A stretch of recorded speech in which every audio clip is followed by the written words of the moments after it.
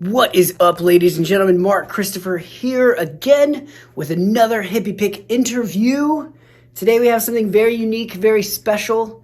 Today is Veterans Day, and what a better way to celebrate Veterans Day than talking with someone who has a very unique story and is an amazing artist. Does he play music? No. Does he make musical instruments? No. But he makes artwork, and he has some phenomenal work that we're going to show you. He has some amazing stories, and I'm very excited to do this interview today. But first, I need to say one thing. This is a veteran who served the United States of America, and I use the term be a hippie in a completely different context than what he is used to. When I say the term be a hippie, I think more like Christ and the way Christ lived his life rather than the peace, love, and free sex stuff. That's not the term that I use when I say be a hippie. But that being said, John actually, while fighting for our country, got a lot of flack from people from the day that called themselves hippies that were against what John was doing. And I in no way want to encourage that. I am grateful for anybody who supports and serves our country. And I mean no disrespect when I use the term be a hippie, but I wanted to clear that up because I know that to me, be a hippie means something Christ related, but for him, the term hippie has bad connotations. So I wanted to clear that up. But without further ado, I'm going to bring my guest in. This is John Osborne. John, how are you doing? Very good. You served in our military, correct? Yes, in the Army. What did you do exactly? I was trained as a helicopter mechanic. We were put in a new company building up, and they picked out several of us to be crew chiefs. Asked us if we wanted to volunteer, and of course, we were getting paid $55 extra a month to fly. Nice. As long as we flew 4 hours a month. So I said, yeah, I'll do it. It was a little extra money in my pocket. And besides, I've always been fascinated by aircraft ever since I was old enough to know what an airplane was. And I was completely tickled to death to find out I was going to be trained to work on aircraft. And then when I got in the company, and like I say, we were building up as a new company, and they asked how many of us would like to be crew chiefs. And of course, get to ride around in it was worth it to me. And the only downside to that was in Vietnam, we had to sit behind an M60 machine gun and use it whenever necessary. You know, but it was for me, it was a great experience. Nice. So you talked about when you were younger, ever since you could remember, you've always wanted to fly planes. What was your childhood like? Well, my dad had been in the Navy in World War II, but he was totally against anything that got off the ground under its own power. He didn't like planes? No. Okay. No.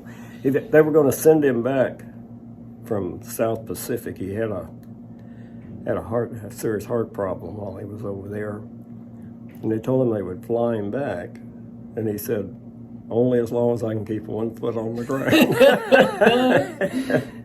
Nice. So you do artwork, and I want to really dissect that later, but I understand that your mom and dad were both artists. Yes.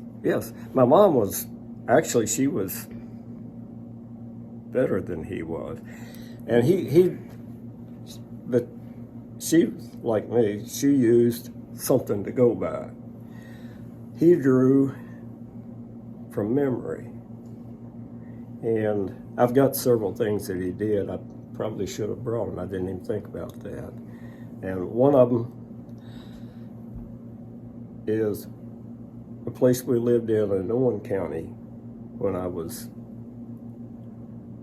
I wasn't really old enough to start. Well, I did start school. I started school in Richmond, Kentucky, and we moved from there up here. And I was still in the first grade when we moved.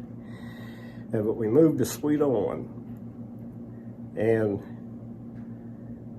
I don't know if you if you were ever there, but it's a small little place.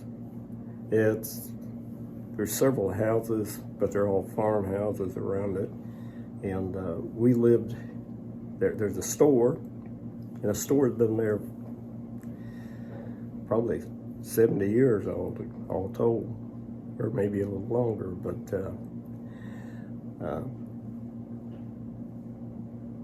a German guy ran it back then. His name was Max Ziller, and he was married to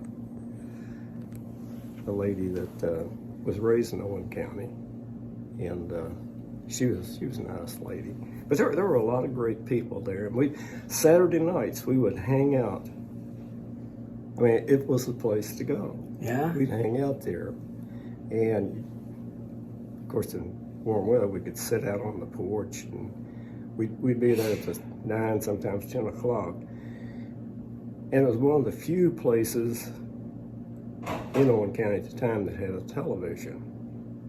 And people would come and watch the wrestling matches. Oh, yeah? Yeah. Of all the things. Yeah, I never really cared for it, but I was there, and we got a candy bar and a soft drink through the evening, so yeah.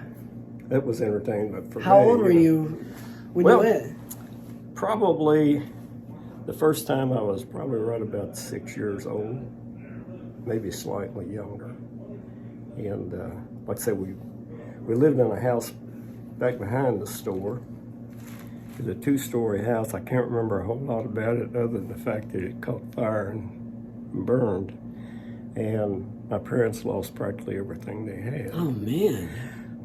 But there was always one thing that stuck out in my mind. It was a 2-story house. My youngest sister was in bed on the 2nd floor.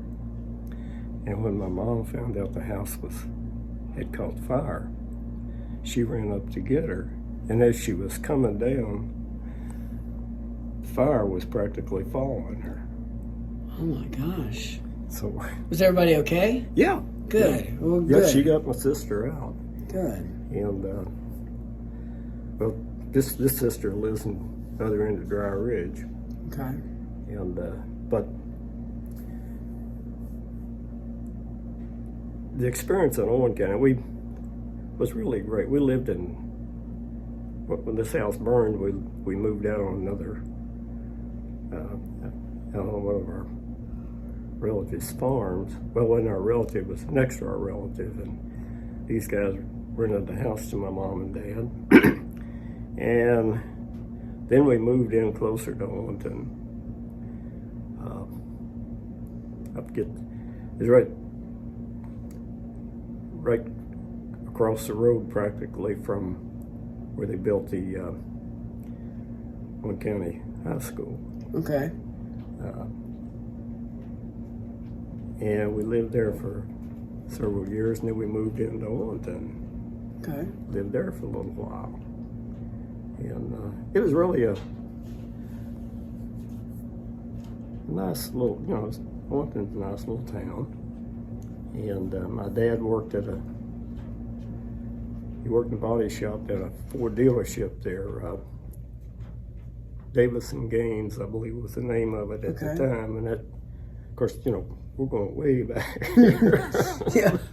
Yeah. But I mean, there were probably a few people. I know there's some people still remember Davis and Gaines. Yeah. And then later it was Allnut and Gaines. I went into doing the same kind of work my dad did. I eventually worked at Allnut and Gaines for a while. Okay. But I hated that kind of work. Yeah. I taught it for 4 years. I hated teaching young boys something that could damage their health. It's what actually ruined my dad's health. His breathing all, he did it for 52 years, breathing all that crap. Yeah. And I was fortunate, I survived. I did have part of my left lung removed but I'm not sure that it was related to related to the body shop or related to something I picked up in Vietnam, Okay. Could have been either one of them. Well, let's fast forward to Vietnam. You said that you wanted to fly planes, and you had a fascination with planes ever since you were a kid. Oh, yeah. And then you got into Vietnam. Was that easy? Why did you want to serve our country? Well, I was drafted. Okay. I wanted to join. My dad kept trying to talk me out of it, but the fact is I didn't weigh enough. Oh, okay. When I was drafted into the Army, I weighed 98 pounds. Oh, my Supposed to weigh gosh. 107. Okay. But Johnson, who was president then, Yeah. was getting ready to escalate things in Vietnam. Okay. And that's another subject I won't go into. Okay. Yeah.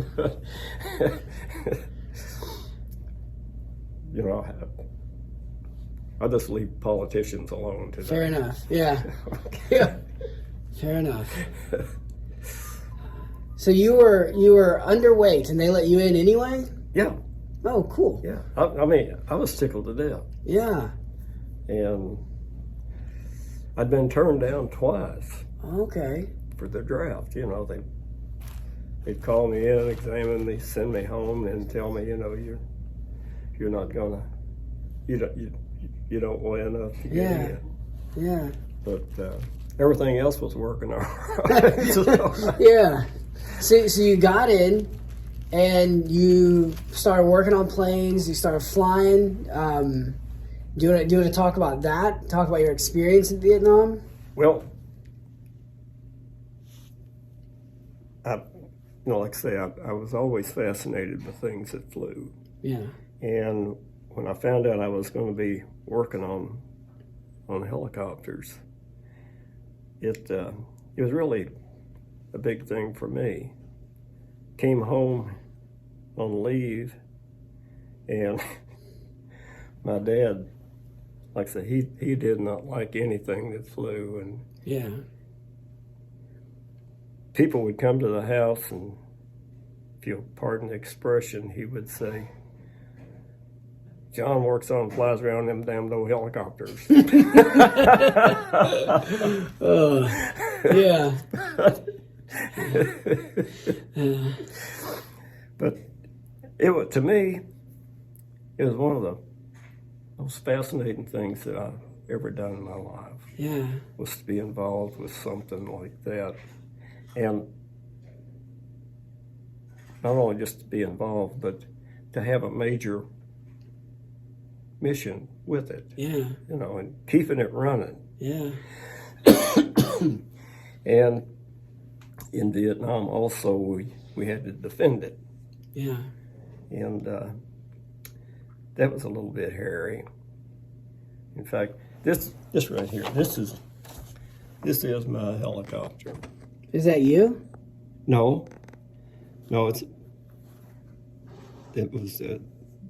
They were going through patching up the damage. We had 19 bullet holes that day. Holy cow. Not to mention place here and here, and the tail boom. We had 2 mortar rounds dropped on us while we were sitting on the ground. We dropped in close to us. Yeah. And this guy, he was the pilot. What was his name? Charles Kettles. Man, that's with President Barack Obama back in the day. Yeah, I was invited to the to the White House to see him get that. This is what he looked like back. And you were there when he was getting Yeah. honored? I found out he was going to be upgraded to the Medal of Honor, so I called him. I talked with him a few times on the phone, so I called him to congratulate him, and he said, since you were the crew chief on that particular aircraft, that I want you to be there when this happens. And I said, well, I don't want to get into politics. He said, I feel the same way you do, but I want you to be there. And I said, okay, for you, I'll do it. Yeah. So, and it was got to meet some of,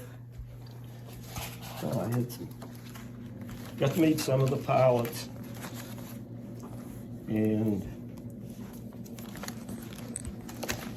Is that you? yeah. Whoa. A young John Osborne. You have a photograph of that you've drawn, Yes. too. And I invited him to Williamstown when we had the wall the last time, the moving wall. Okay. He came and spoke. Wow. But, you know, all in all, my experience in the military, I really, for the most part, enjoyed it. There were a few times when it didn't make me too happy, but And all these are clippings and articles and things you've collected over the years? a lot of stuff is things I wrote. Okay. Like this one. Whoops. Well, real quick, let's get back to Vietnam. When you Okay. were in Vietnam, these are all photos, I'm assuming, of... Yeah, I don't know if you can see those very well. this was my door gunner. Now, when you had returned and you had seen your mom and dad, were your parents proud of what you had done? Well, my mom was always worried, Yeah. you know. And my dad, I'm sure he was too, but he wasn't too keen on me being in something that flew. Yeah. And I never talked with him about it a whole lot. The first day I was home, I listened to him tell his war stories from the time I can remember. Yeah. I started telling him some of the things that I'd seen and done. And he told me, you got to put all that behind you and forget about it. And I thought, yeah, that's what you did, wasn't it? But he'd been listening to, as I call, Walter Concrete and Dan Rathernot. Yeah. And they were backing up Johnson and putting all the blame, or as much of it as they could, on those of us who were there serving the country Yeah. and fighting a war that we really probably didn't need to be involved in the first place. Yeah. And in fact, I've got a patch up, got to finish up paint. I've got it almost done.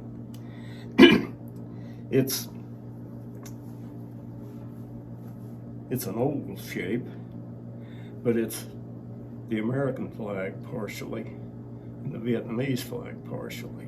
Wow. It's pieced together like that, you know. Yeah. And in it, I wrote, you know, as a Vietnam veteran, I will not debate whether it was right or whether it was wrong, but while I was there, I did my best. Yeah. And I figure, you know, that's that's the only good thing I can say about Yeah. it. It seems like a lot, not a lot, but the vast majority of veterans, when they came home, wasn't greeted with a warm welcome. Absolutely. Yeah. That is. It was several years before anybody other than some family members said anything nice. And I was working in a Ford dealership in Louisville as assistant body shop manager. And this young couple came in, they needed an estimate on their car. And I had on one of these, only it was one of them that I wore in Vietnam. Yeah. The young lady,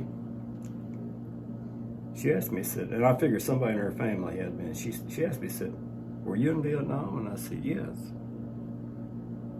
And I thought, well, this is it. Yeah. Yeah. She said, "Welcome home." Wow. I nearly lost it. How long was that before? How long had that been since you had been home before somebody thanked you? Well, let's see. I came home in '67, and this was somewhere in the late '80s. Wow. You know, in mid to late. Yeah. You know, it was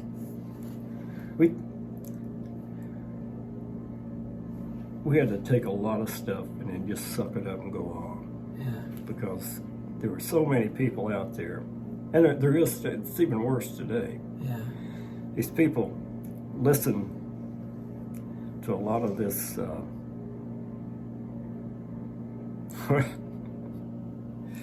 They'll listen to a lot of things on the news, and they believe all of it. Yeah. When I know good and well that it's not always complete fact. Yeah. So how did you handle not being able to talk about it and sort of not even thanked and just sort of like shunned for what you had done? How did you deal with coming back? Because I know there's a lot of people who suffered with PTSD. Oh yeah. And had a lot of issues on return from anywhere, any war. Yeah. Well, PTSD happens with anything. It doesn't have to be war. Anything that's traumatic. Yeah. It stays with you, and you have to find a way to release it, but talking to someone, or you know, and I've tried, but well, let's say, let me put it to you this way: I was engaged to get married when I was in the Army. Came home, I stopped. I went to her house, picked her up. We were going to go somewhere, and when she got in the car, she said, "I don't want to hear anything about it. You got your opinion, I've got mine." And I thought to myself, how the hell could you have an opinion? You weren't there. Yeah. You know. Yeah. People were believing the crap that the news media were putting out. Yeah. And some of it was facts and some of it was not. Yeah. And it was all to sway opinions. But, you know, they do it today. Yeah. So is that how you found art as like a form of... It was a place to hide. Yeah. And I would sit up sometimes at 2 or 3 o'clock in the morning. Wow. Working on it. Didn't help my marriage a lot, but it helped you. It helped me. I needed a place to hide. Yeah. And my only real regret was my daughter was probably about 4 or 5 years old. I was working on the kitchen table, and she came in, put her little hands up on the table, you know, on her chin, and said, "What you doing?" And I told her, "Can I help?" No. Years later, she informed me that she had started taking art lessons. And I thought, you know, I should have given her a pencil and some paper and let her sit there with me. And just doodle. And I was more caught up in myself than I was what was going on around me, you know. Yeah. But she did eventually take, I don't know, I think she quit after a while. I didn't even realize she had any art talent. Yeah. Yeah, but still. When you had started, was a lot of what we're seeing now were things that you were painting, or what were you? Well, I did mostly scenery stuff. Okay. You know, mountains, trees, things like that. I'd find a picture somewhere. And, like your mom did. Yeah. Yeah. Yeah. And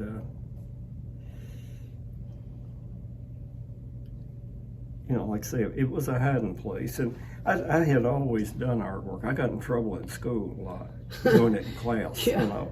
And then my dad would find out and I was in trouble when I came Yeah. home. Oh, man.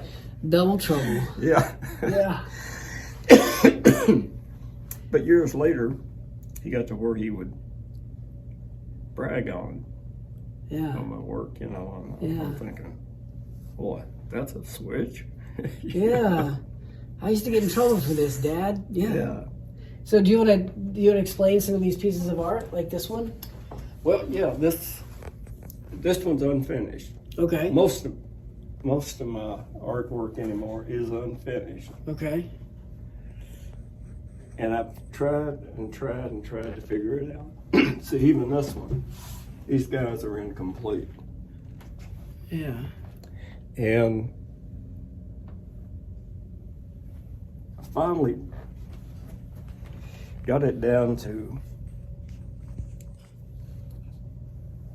it was the effects of going to Vietnam and then leaving an unfinished war.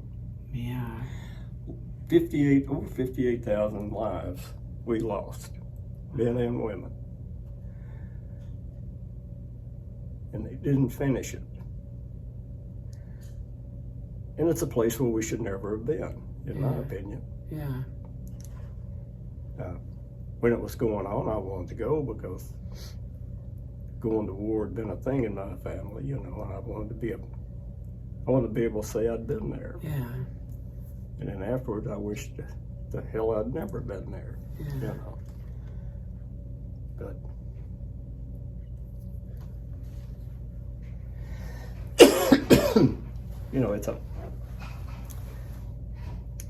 it's a weird thing. I just really can't explain it too much. Yeah. So it's almost this is when you are painting these images. Are these from memory, or are these photographs of? I like to use photographs. Now, I used to work from memory, but well, you see, I worked in a body shop for years. Yeah. Worked under my dad for quite a few of those years, and with him, it was you do it so nobody can tell this car has been in a wreck or had damage.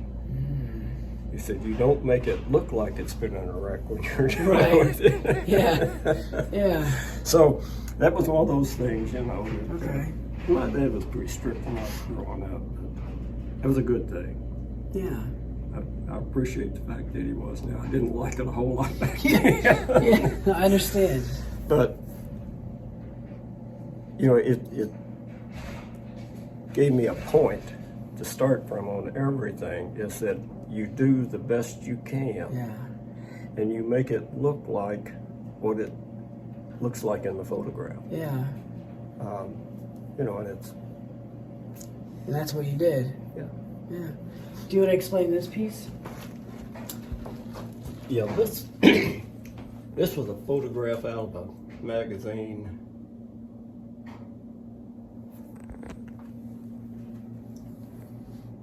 I'm not certain if it's a magazine or a book that I have, but I used to take a magazine called Vietnam, and there was a lot of photographs in there that I would work on. And, I did this. This was what I call my worksheet. And I never finished one of them up. Okay. I've got another one at home about this size of this one. Okay. And I shaded in one guy, and partially another one. Yeah. And other than that, it was all I needed. And that's the finished one? That's finished. And that's you, man. Phenomenal artwork, John. Well, a lot of people always had their own opinion about Vietnam, and when you're there, whether you're sent or you volunteer, you have to do what you're there to do. And oftentimes, you do it because you got to save your own butt. Yeah. You know? Yeah. But we used to take young guys out and drop them in hot landing zones. And I would sit there on the way out and I would look at their young faces. I turned 24 in Vietnam. Okay. I would look at their young faces and I would think, you know, is this guy going to come back? Is he going to get hurt? Yeah. You know, this stuff stayed with me. Yeah. And of course, we had to go in with what they call hot guns. You're getting fired at. And I've had people say, well, how do you know you're getting fired at? So you got tracer rounds coming at you. Okay. You know, ever so many rounds were a tracer. I said, you see them coming at you.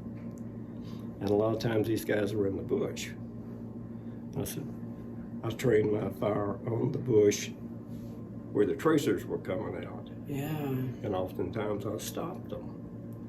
So, excuse me, I was doing my job, and later I had to live with it. Yeah. You know,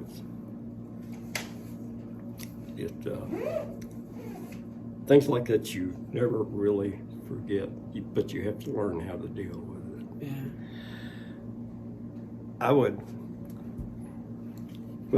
I joined a church when I was 8 years old because a preacher told me I needed to join the church. Yeah. I guess he figured I'd listened to enough sermons, and you know, you're an 8-year-old kid, you're not paying a whole lot of attention. Yeah. And one day, flying along in Vietnam, I'm sitting back there in the back, and this voice comes to me. Now, you know, we're wearing flight helmets with earpieces, and this voice comes to me and says,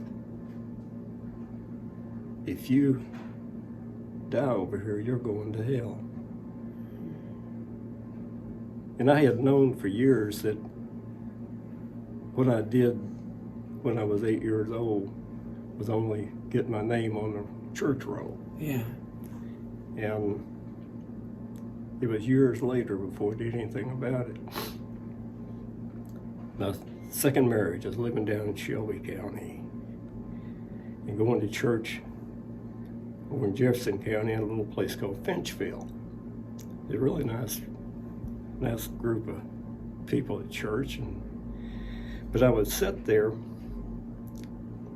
and I would try to listen to the sermon. But always, and it wasn't always just in church, it was all kinds of meetings. When it was something I knew that I needed to hear. An M60 machine gun would be in front of me. And the bolt would slam shut. And it's a very distinct, sharp noise. And when it would slam shut, I lost everything else.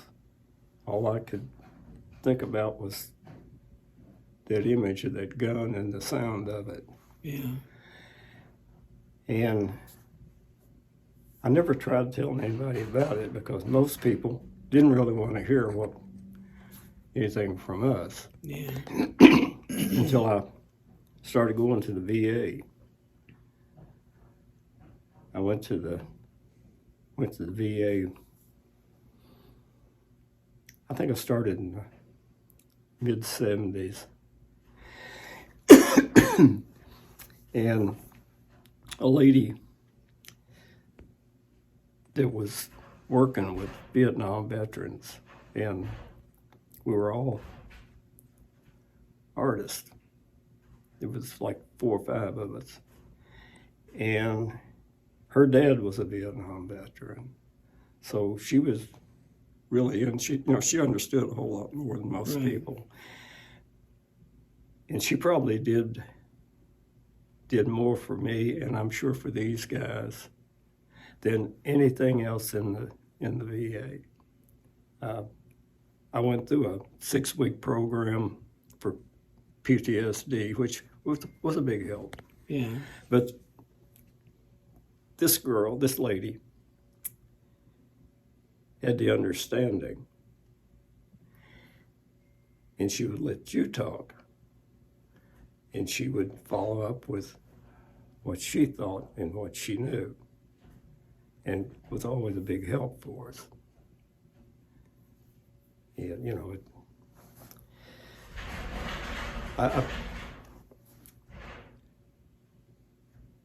the VA really did so much for me. Right. And, you know, it's like anything else in life. If you don't cooperate, if you don't try and invest some time in it, it's a waste. Yeah. You know, I saw a lot of guys, even when I was in the Army, I saw a lot of guys that they would not cooperate. They were always in trouble. Yeah. Yeah. Yeah. And I used to wonder about some of them, if they ever got in combat, did they have enough knowledge and enough common sense to know what to do to keep themselves or people around them from getting hurt? Yeah. You know, Yeah. life's strange. It is. Yes. I have another question regarding a piece of your artwork, if you Okay. don't mind. Bring this up for the camera. This, it looks like a pencil. Is that correct? Yeah, it's color pencil. Awesome. This is a photocopy. But would you like to talk about this? Hmm? Do you want to talk about this one? I'm sorry. Do you want to talk about this piece of artwork? Sure. You know, I'm a conservative. Okay. You know, let's say I won't get into politics, but I'm conservative. Okay. And this one I was working for Lucas Pools at the time. Yeah, that's actually where we met. Yes. Yeah. And When I was like, I raised so much hell on this guy. He liked to beat me every day. I turned out good, yeah? yes, you did. Thank you. Yes, you did. And surprisingly. I know. Just joking. Yeah. But, you know, I started doing that. And a friend of mine, Jeff Davis, who later became a congressman Yeah. in the 4th District, he saw it. And, well, I showed it to him, you know, and he said, what are you going to do with that? And I said, he had just gotten elected. He said, what are you going to do with that? And I said, I was kind of hoping maybe you would get it to the White House. Yeah. And he said, well, he was in the process of getting elected. He said, if I get elected, I'll see that you get to do it. What? Yeah, and he did. Wow. Now, I met George Bush the first time in Florence. Kentucky? Yeah. Okay. Jeff Davis was running for a second term, and Bush came in to speak for him. Okay. And I got to meet him. I've got a photograph at home, or somewhere at home, of the two of us shaking hands. Wow. After he'd received the artwork, and Yeah. of course, it was never photographed by anybody there in Okay. Florence. And several weeks later, Jeff Davis got in touch with me and said, "You're going to the White House." Nice. And I said, "Really?" He said, "Yes." He said, "You're going to officially present the portrait to George Bush." Wow. And one of my sisters went with me. She was responsible for getting all this going, because where she worked in Cincinnati, they did work. I don't remember what kind of stuff she did, but Jeff Davis was one of their clients. Okay. And she brought it up. And he said, yes, let's see about getting something done with that. And he did. Nice. We have a photo. Can I sneak past you real quick? Yeah. And was this the first time you'd ever been to the White House? Yes. That's the second time.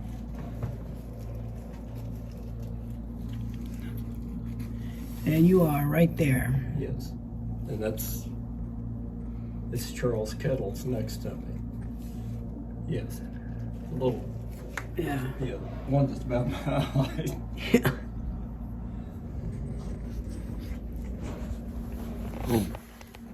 Kettle's passed away about 2 years ago. I'm sorry to hear that. One of his sons called me and told me, Yeah. I wish I had gone to the funeral, but it was up in Michigan, and I had some things going on I couldn't quite get away from. Yeah. But it would have been nice to have been there. Would have probably met some of the pilots and even some of the crews. Yeah. So, a lot of this, we're here today, but you have a lot of artwork displayed in Grant County. Where can people go to buy a piece of your, because this is just a small section that we've looked into of your amazing work. But where can people go to find your artwork? You mean to sell? To buy, yeah. Well, I really don't get too much into that. Okay. The last time I was involved in, well, other than here, in selling any of it was Operation. Technical difficulties. All right, sorry. Go ahead. Yeah, like I did sell some stuff there, and I live on Social Security, and I draw a pretty good amount of money from the VA for post-traumatic stress disorder and a couple of little things. And I don't overspend. I did it one time, and I realized I got to knock this crap off and start paying attention to what's going on, or I'm going to wind up in big trouble. Yeah. So I started watching what I was spending my money on, making sure that I paid my bills, and things got better. Things Good. worked out a lot better for me. But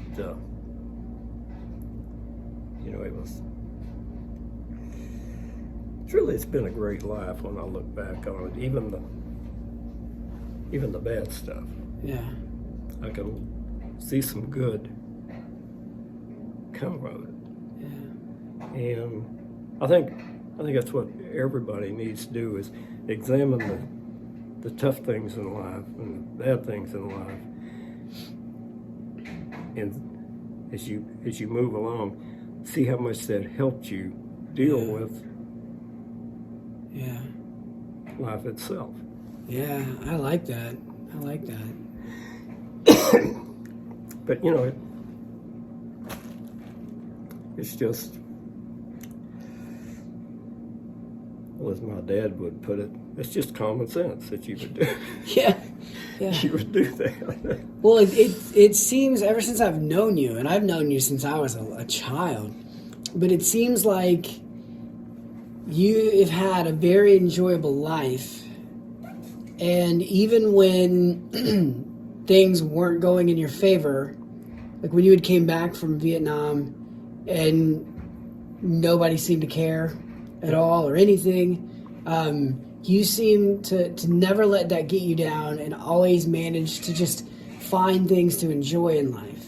And even if that meant you had to go and find an escape through artwork, you never let life get the best of you. Well, I did at one point. Okay. That's when I realized I needed to do such things. Yeah. And,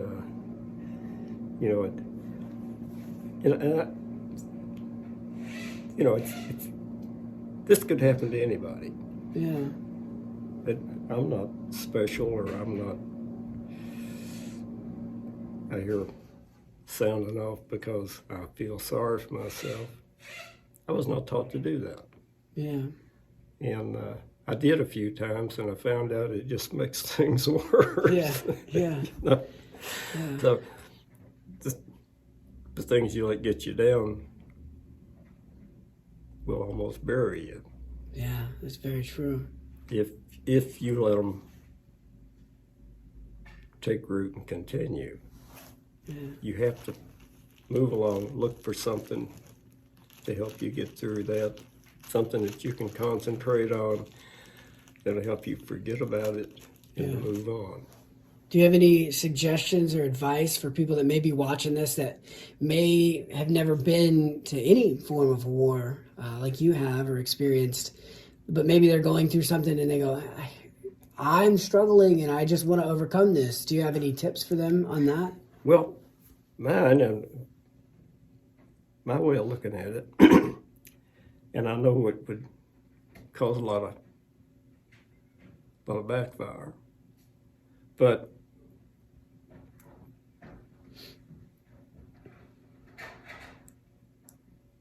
giving it over to Christ is what really got me through it. Yeah.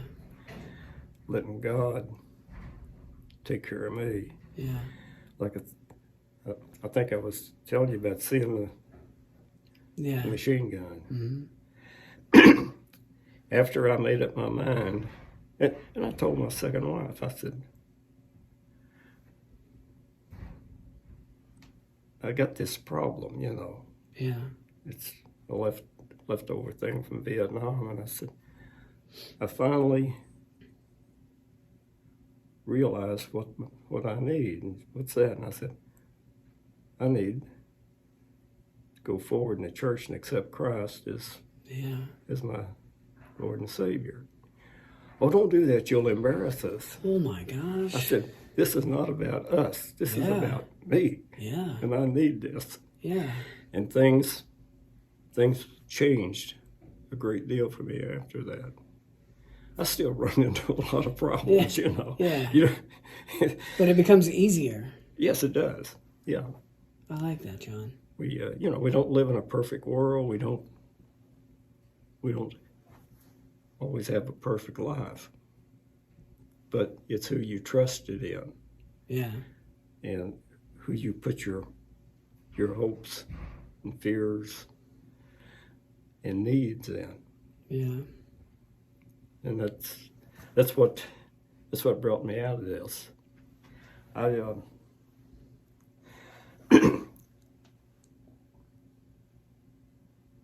thought about suicide quite often when I first came home.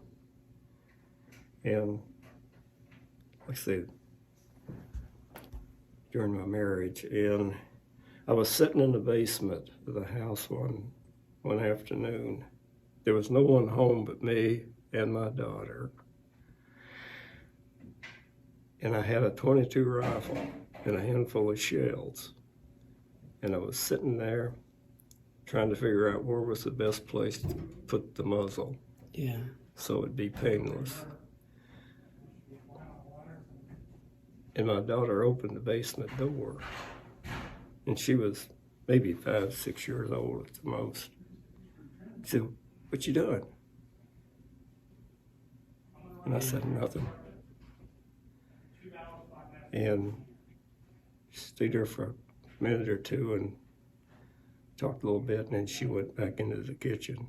Yeah. And I thought, my God, what you almost did would totally ruin her life for the rest of her life. Yeah. I thought, that's the selfish end of Yeah. making decisions, especially those that will affect people. You have to stop and think about things like that and think about who's going to get hurt or who's going to be happy, Yeah. Depending on what the situation is. But, it's... I think the family I grew up in has been a great help to me. Yeah. And my mom was a very quiet little lady. Her parents died when she was 4.5, 5 years old. Her dad died. A baby sister, 2.5 years old, died, and then her mom died. And from what I've been told, her mom just grieved herself to death and she had 2 other kids. And,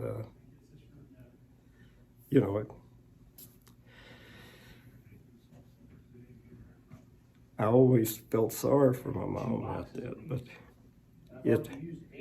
the knowledge of it and thinking on it, even when I was quite young, helped me, I think, more in life than people would realize. Yeah. But it's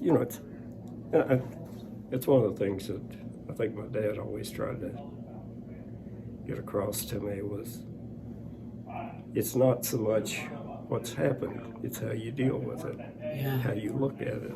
Yeah. And it helped me out a lot. That's a lesson that me, I've had to learn. I know. You've had a pretty tough... Wasn't always a happy kid. You had a pretty tough life, I know. Well, I mean, it wasn't the toughest, but, I struggled for a long time to understand, what you had said, or just slow down and just realize, don't, focus on the situation, but instead figure out how to move past it and just deal with what you have without destroying or hurting anybody in the process. That took me a long time to learn. Right. You helped a lot. Well, I'm glad.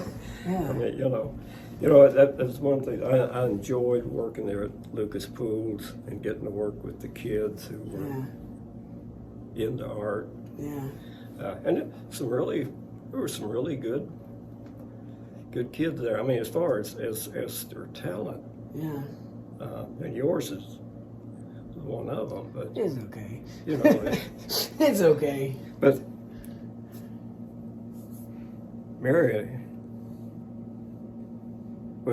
she was a good teacher. She's a good artist. Of course, all this stuff here, and her horses are unbelievable. Yeah. And she was instrumental in getting me working with kids in that respect. And I didn't dislike kids. I grew up around family members, cousins and whatever, would have young kids, and they would bring them to our house because my mom would babysit them. Yeah. For nothing, For free. Yeah. Okay. And so getting to watch these little kids and be around them when they had all kinds of stuff going on, good and bad. Yeah. I think helped me a whole lot. And it helped me to a degree, I think, with my daughter. I used to take her places that I figured, well, she's not a boy, but I believe she would enjoy going here. Yeah. Would take her to the horse park and places like that.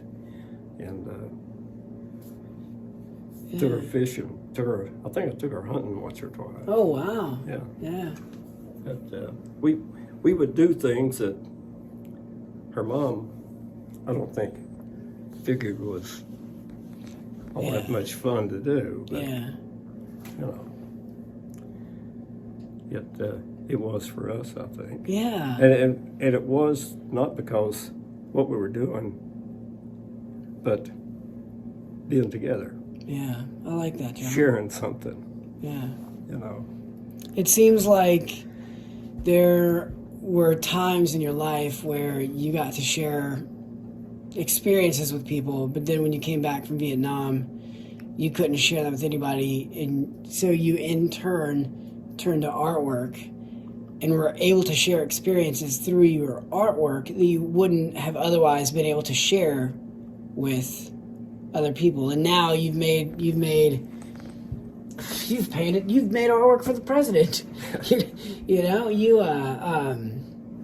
You seem to just take everything that has been thrown at you in life and use it in a way that you're just like, I'm not going to let this get me down, but I'm going to be able to figure out a way to use this to make new experiences with maybe new people, maybe old people, just with people in general. I like that idea, John. Well, it's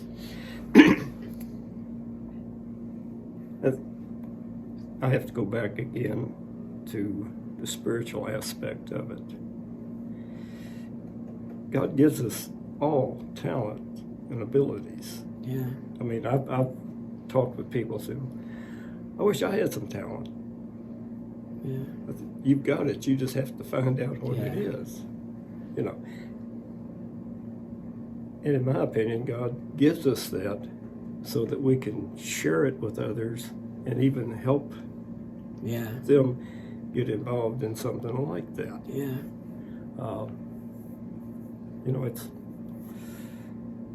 well, to me, it's common sense. But, I grew up going to church. Yeah. Well, so did you, right? I did. Now, we walked away for a bit, but we're back. Well, we're good.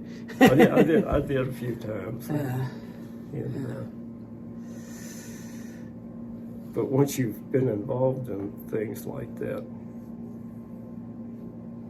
when things really get nasty, you realize you got a place to go back to. Yeah. It's like, hey, no matter what, he will never leave you or forsake you. And you may upset other people, you may lose other people, but he will never, ever abandon you.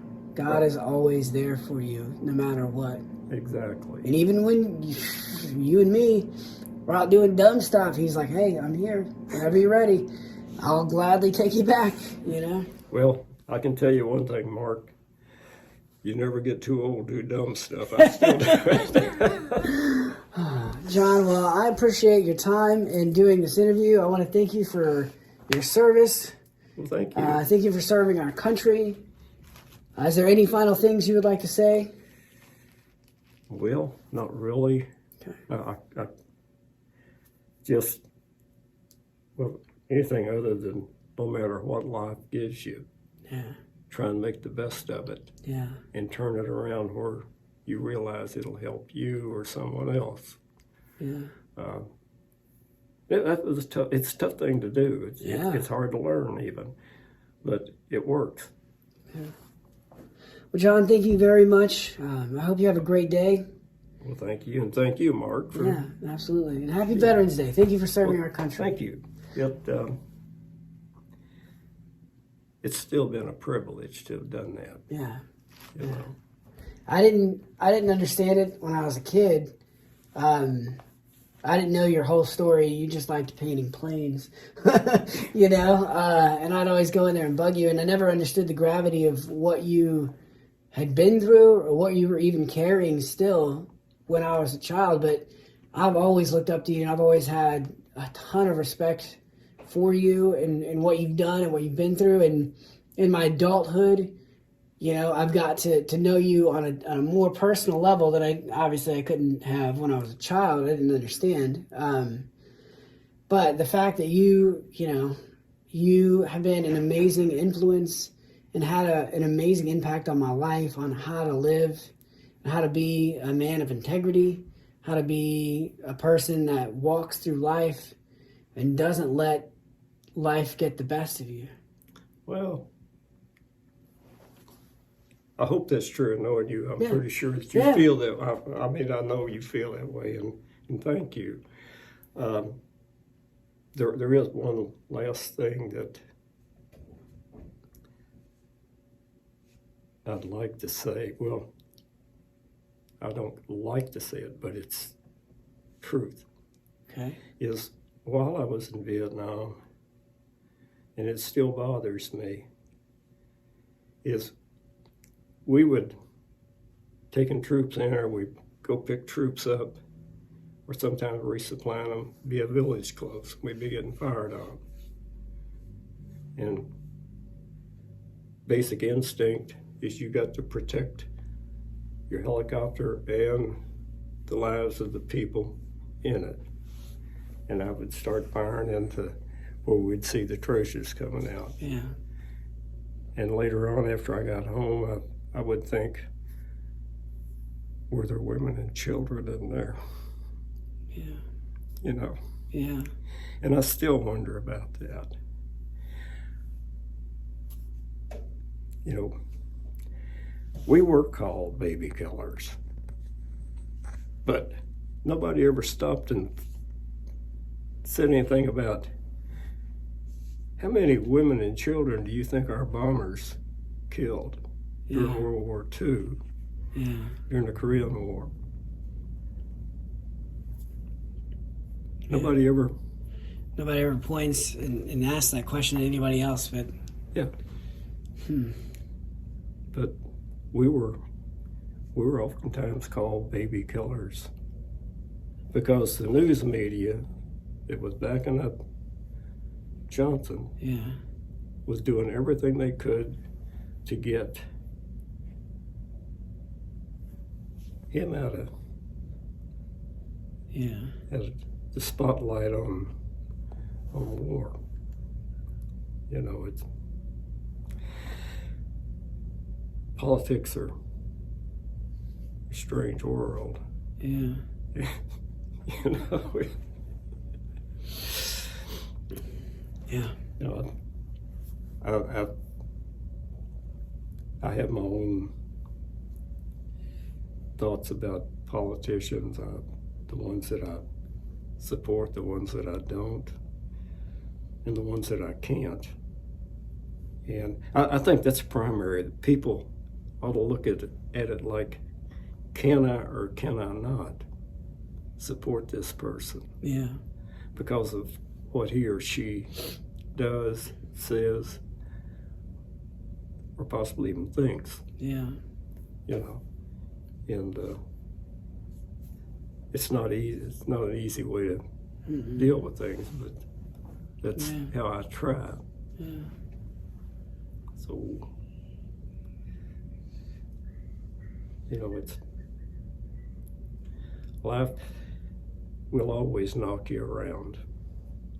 And there'll always be ups and downs. But you have to use a little common sense and try to work through it, you know? And for me, my belief in Christ helps me get through a lot of stuff that ordinarily I wouldn't have made it. Yeah. That's just common sense. You're right. You're absolutely right. I'll see you, John. You take care, Mark. Thank you. You as well. It's good talking with you.